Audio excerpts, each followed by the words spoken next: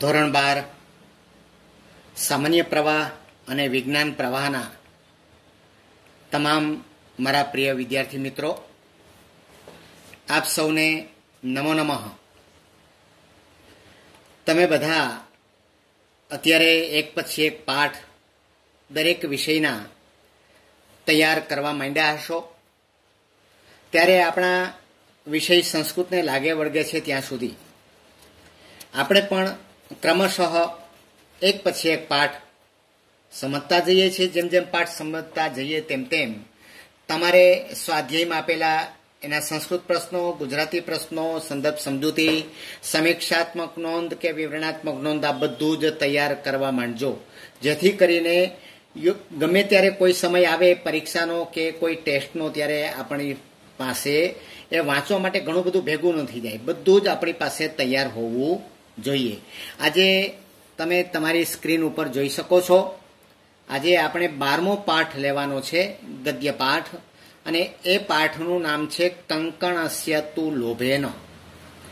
એટલે કે કંકણના લોભ વડે, તો કંકણના લોભ વડે, કંકણનો લોભ કર્યો તો શું થયું, એની એક સરસ મજાની અહીંયા એક વાર્તા છે. અને વાર્તા હોય એટલે આપણને પંચતંત્રને હિતોપદેશ જ યાદ આવે. તમે નાના હશો ત્યારે પણ પંચતંત્રની હિતોપદેશની વાર્તાઓ ઘણી સાંભળી હશે. આજે આપણે એક નવી વાર્તા શીખવાના છીએ, સમજવાના છીએ. મિત્રો, સંસ્કૃત સાહિત્યનું અભિન્ન અંગ એ પ્રાણી કથાઓ જે છે એ આખા જગતમાં ખૂબ પ્રચાર અને પ્રસાર પામી છે. એમાં વિષ્ણુ શર્મા નામના વિદ્વાનની રચના પંચતંત્ર છે અને નારાયણ ભટ્ટ નામના વિદ્વાનની રચના છે હિતોપદેશ. આ બંનેમાં પ્રાણી કથાઓ સંગૃહિત થયેલી છે.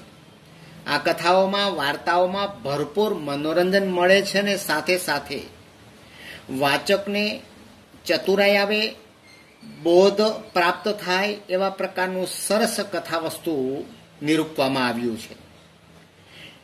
આ પાઠ છે તેનું મૂળ હિતોપદેશમાં છે. નીતિશાસ્ત્રના અમર ગ્રંથની શરૂઆતમાં આવતી પ્રથમ વાર્તા કે જે લુબ્ધ પથિક કથાના શીર્ષકથી જાણીતી છે, તેને અહીં સંપાદિત કરીને મૂકવામાં આવ્યો છે. એક ઘરડો વાઘ શિકારને પોતાની જાળમાં ફસાવવા માટે ત્યાગી અને દાતાનું સ્વરૂપ ધારણ કરે છે. પોતાની પાસે રહેલા સોનાના કંકણને લેવા માટે કોઈક તો આવો એવી ટેલ નાખે છે અને આ વાઘ પોતાની લોભામણી વાતોમાં નિર્દોષને ફસાવીને શિકાર કરવાની ઈચ્છા રાખે છે. અને અંતે વાઘની લોભામણી વાતમાં કોણ આવે છે? એક લોભી મુસાફર ફસાય છે. અંતે એ મરણને શરણ થાય છે. વાઘે આખી જિંદગી પશુઓનો શિકાર કરીને પસાર તો કર્યો હતો, પણ હવે ઘરડો થયો છે એટલે એની કોઈ એવી ત્રેવડ રહી નથી.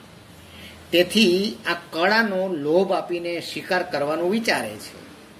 અને આ વિચારની પશ્ચાત ભૂમિમાં જ માણસનું લોભીપણું પ્રગટ થાય છે. વાઘની લોભામણી વાતમાં મિત્રો કોઈ પશુ કે પક્ષી ફસાવાનું નથી. ફસાવાની જો કોઈ શક્યતા હોય તે માત્ર મનુષ્યની જ છે. કેમ કે પશુ પક્ષીઓ કરતા માણસમાં ભયંકર રીતે લોભ પ્રવર્તી રહ્યો છે. અને આ કથા, આ વાર્તાનો સાર જ એ છે કે પથિક, મુસાફર એ કળાના લોભમાં પડ્યો ન હોત તો પોતાનો પ્રાણ ગુમાવવાનો વારો આવ્યો ન હોત.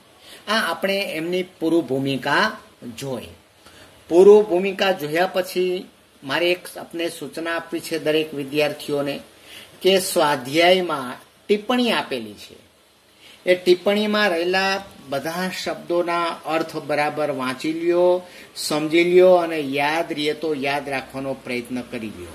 પછી જ આ મારો વિડીયો આગળ જોવાનું રાખશો. કારણ કે ત્યાર પછી જોવાનું રાખશો ને, એક વખત તો બધાએ ફરજિયાત એ શબ્દોને વાંચવાના જ છે. મારી આ વાત સાંભળો છો, સમજો છો એ પહેલા. કારણ કે એ શબ્દાર્થ એકવાર વાંચી જશો એટલે તમને બહુ જ સાનુકૂળતા ઊભી થઈ જશે આ અનુવાદને સમજવામાં. હવે આપણે અનુવાદ કરીએ છીએ. પ્રથમ લીટી, અથ પ્રાસાદ પૃષ્ઠે સુખ ઉપવિષ્ટાના રાજપુત્રાણામ પુરસ્તાત પ્રસ્તાવક્રમેણ પંડિત અબ્રવીત. અથ એટલે હવે. પ્રાસાદ પૃષ્ઠે, પ્રાસાદનો અર્થ થાય મહેલ, અને પૃષ્ઠે એટલે કે એના ઉપર. હવે મહેલની ઉપર અથવા બીજો અર્થ થાય છત. હવે છતની ઉપર સુખ ઉપવિષ્ટાના, સરળતાથી શાંતિથી આરામથી બેઠેલા, રાજપુત્રાણામ રાજકુમારોની પુરસ્તાત એટલે સામે, પુરસ્તાત એટલે સામે, પ્રસ્તાવ ક્રમેણ પ્રસ્તાવના રૂપે, પંડિત અબ્રવીત વિદ્વાને કહ્યું. વિદ્વાન કોણ વિદ્વાન? તો કે નારાયણ પંડિત. એ વિદ્વાને કહ્યું. શું કહ્યું? ભો રાજપુત્રાહ, હે રાજકુમારો સાંભળો. ફરીથી એ લીટી, અથ હવે પ્રાસાદ પૃષ્ઠે મહેલની છત પર, પ્રાસાદ એટલે મહેલ અને પૃષ્ઠે એટલે કે ઉપર. હવે મહેલની છત ઉપર સુખ ઉપવિષ્ટાનામ આરામથી બેઠેલા રાજકુમારોની સામે પ્રસ્તાવ ક્રમેણ પ્રસ્તાવના રૂપે વિદ્વાને કહ્યું, હે રાજકુમારો સાંભળો.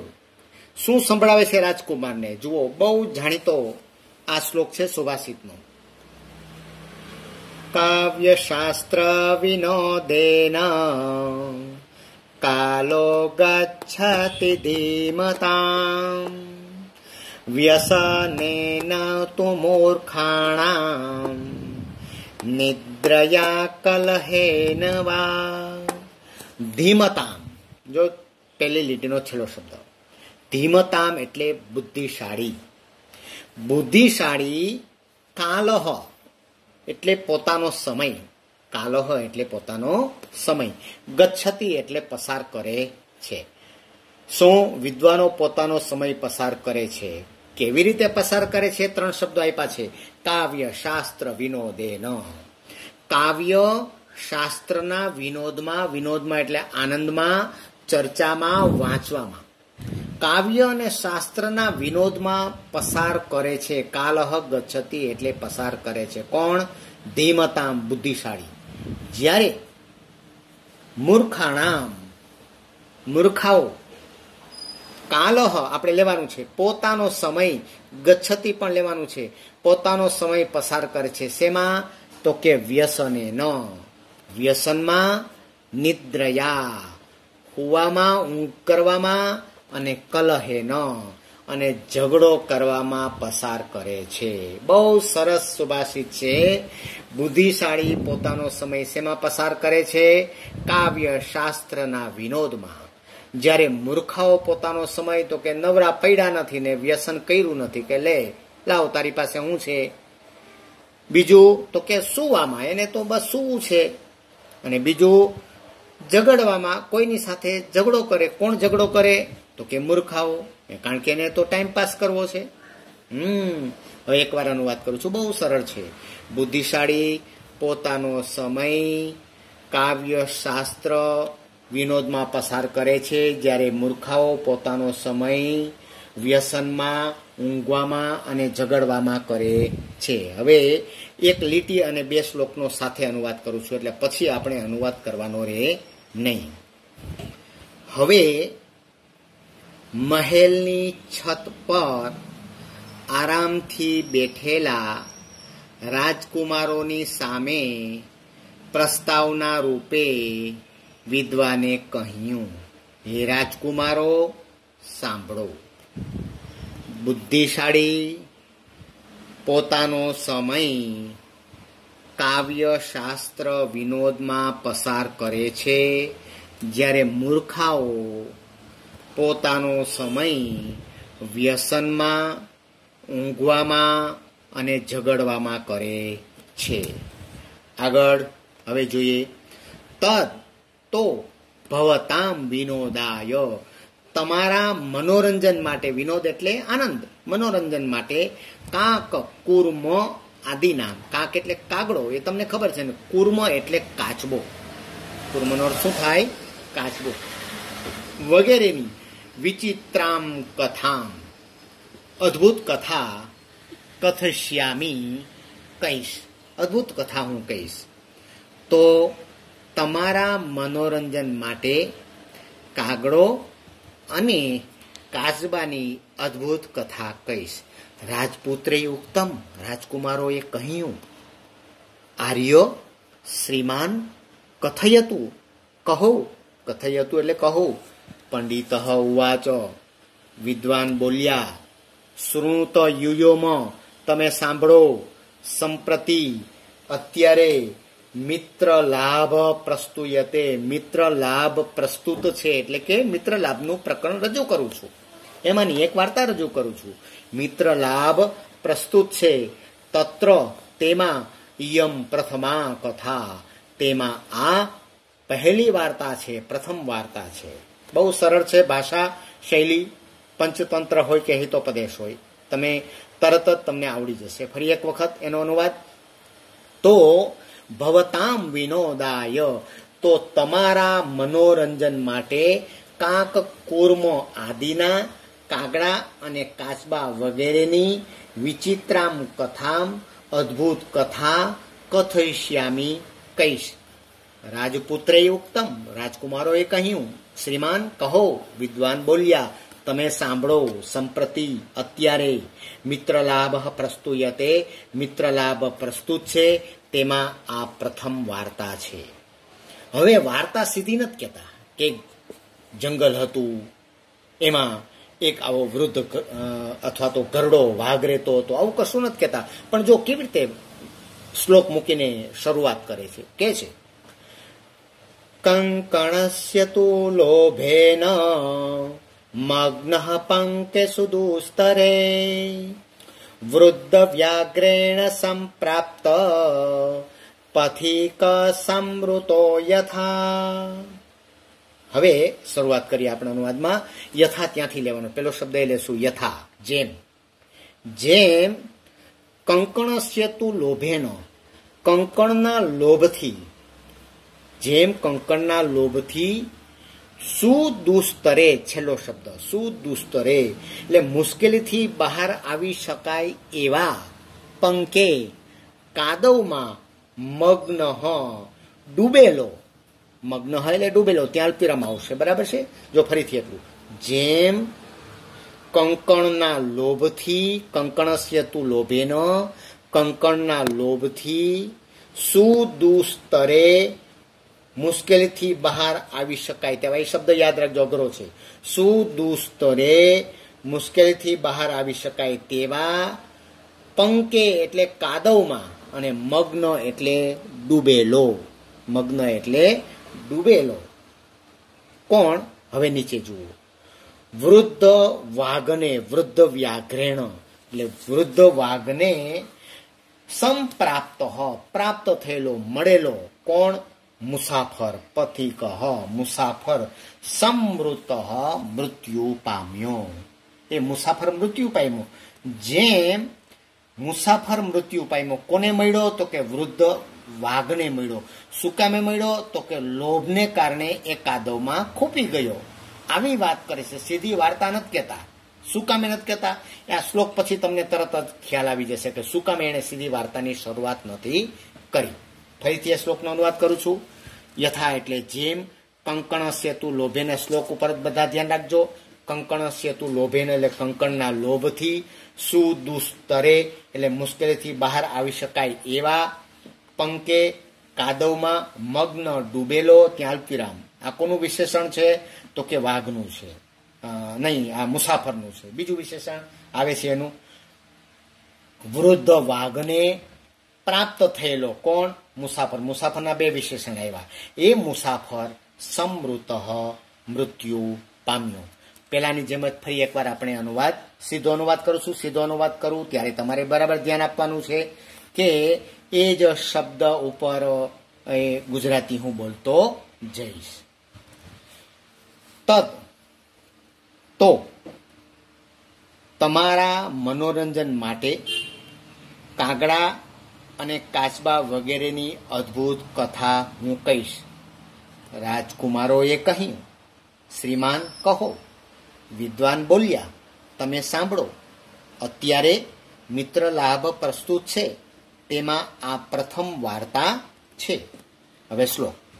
જેમ કંકણના લોભથી મુશ્કેલીથી બહાર આવી શકાય એવા કાદવમાં ડૂબેલો વૃદ્ધ વાઘને પ્રાપ્ત થયેલો મુસાફર મૃત્યુ પામ્યો. હવે પછી આગળ આપણે જોઈએ. રાજપુત્રાહા ઊંચું. રાજકુમારોએ કહ્યું, કથમ એતત, એ કેમ? જોયું, આવી ગયું. ઉપરના શ્લોક આપ્યો તો એ રાજકુમારોને પ્રશ્ન થયો, અને પ્રશ્ન એટલા માટે પ્રશ્ન થાય એ માટે જ એમણે આવી વાત મૂકી છે, કારણ કે એ બાળકની જિજ્ઞાસા વૃત્તિને પોષે છે. તમે અધૂરી વાત કહો એટલે એ કેમ થયું તરત કહેશે, કારણ કે આ બાળકોને વ્યાવહારિક જ્ઞાન આપવા માટે જ આ આખી વાર્તાઓ એ રચાણી છે. રાજકુમારે કહ્યું, એ કેવી રીતે? સહ અબ્રવીત, તેણે કહ્યું, અસ્તિ દક્ષિણારણ્ય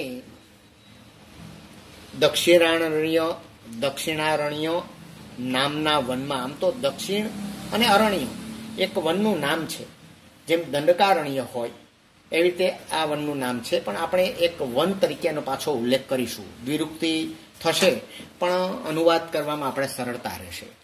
અસ્થિનો અર્થ છે થાય, પરંતુ જ્યારે વાક્યની શરૂઆતમાં અસ્થિ આવે ત્યારે એનો અર્થ શું કરવાનો છે? તમારે હતો એવું કરવાનું છે. દક્ષિણારણ્ય વનમાં એક વૃદ્ધ વ્યાઘ્ર, એક વૃદ્ધ વાઘ હતો. તે સ્નાતઃ, સ્નાન કરેલો, કુશ હસ્ત, હસ્ત એટલે હાથ, અને કુશ એટલે દર્ભ, હાથમાં દર્ભ ધારણ કરેલો અથવા હાથમાં દર્ભ વાળો. સરહ તીરે, સરોવરના કિનારે. બોલ્યો, બ્રુતે એટલે કે બોલ્યો, સરોવરના કિનારે આવીને બોલ્યો. એ સ્નાન કરેલો છે. કોણ? સહ એટલે કે વૃદ્ધ વ્યાઘ્ર, તે સ્નાન કરેલો છે અને હાથમાં દર્ભ ધારણ કર્યું છે. તે સ્નાન કરેલો, હાથમાં દર્ભવાળો, સરોવરના કિનારે બોલે છે. ભો ભો પાંથા અથવા બોલ્યો, હે મુસાફરો, ઇદમ સુવર્ણ કંકણમ ગૃહ્યતામ, આ સોનાનું કડું સ્વીકારો. તતઃ પછી, લોભાકૃષ્ટેન, પછી લોભથી આકર્ષાયેલો, આકૃષ્ટેન એટલે આકર્ષાયેલો, લોભથી આકર્ષાયેલો, કેનચિત પાંથેન, કોઈ મુસાફરે, આલોચિતમ એટલે વિચાર્યું, કોઈ મુસાફરે વિચાર્યું. શું વિચાર્યું? કે ભાગ્યેન એતત સંભવતી, ભાગ્યથી જ આ સંભવે છે, ભાગ્યથી જ આ બને છે. નસીબમાં હોય તો જ આવું કડું સામે આપને મળે. પરંતુ અસ્મિન આત્મસંદેહે, પરંતુ જ્યાં આત્માને એટલે કે પોતાને સંદેહ શંકા હોય ત્યાં પ્રવૃત્તિ ન વિધેયા, પ્રવૃત્તિ કરવી જોઈએ નહીં. મનમાં શંકા થાય ત્યારે કોઈ પ્રવૃત્તિ કરવી જોઈએ નહીં. ફરીથી આપણે જોઈએ. રાજપુત્રાહ ઊંચું, રાજકુમારો એ કહ્યું, એ કેવી રીતે? કથમ એતત, એ કેવી રીતે? સહ અબ્રવીત, તે બોલ્યા. દક્ષિણારણ્યે એટલે કે દક્ષિણારણ્ય વનમાં એક વૃદ્ધ વાઘ હતો. સ્નાતઃ, તે સ્નાન કરેલો, હાથમાં દર્ભવાળો, સરોવરના કિનારે બોલવા લાગ્યો, હે મુસાફરો, આ સોનાનું કડું સ્વીકારો. પછી લોભથી આકર્ષાયેલો કોઈ મુસાફરે વિચાર્યું કે આ ભાગ્યથી જ સંભવે છે, પરંતુ જ્યારે અસ્મિન એટલે આમાં આત્મ સંદેહ મનમાં શંકા થાય, પોતાને શંકા થાય, ત્યારે પ્રવૃત્તિ કરવી નહીં, કારણ કે એ જોખમરૂપ કાર્ય કહેવાય છે. હવે નીચેનો આપણે શ્લોક જોઈએ છીએ.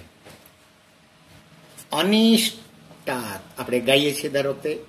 અનિષ્ટાદિષ્ટ લાભેપી ન ગતિર્જાયતે શુભા યત્રાસ્તે વિષ સંસર્ગો મૃતમ તદપિ મૃત્યવે. શું કે છે? અનિષ્ટાત પેલો શબ્દ છે, પછી શબ્દ છે ઈષ્ટ લાભે અપી. અનિષ્ટમાંથી ઈષ્ટ પ્રાપ્ત થાય એટલે કે ખરાબ માર્ગેથી,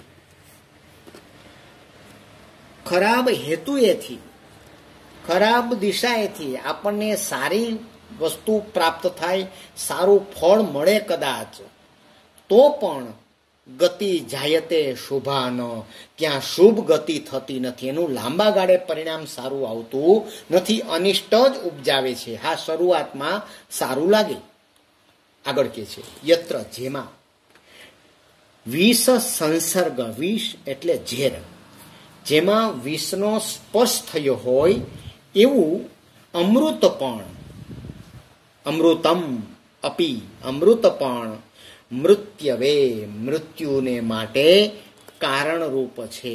એ આપણે લેવાનું છે. મૃત્યવે એટલે મૃત્યુને માટે છે. શું? તો કે કારણરૂપ છે.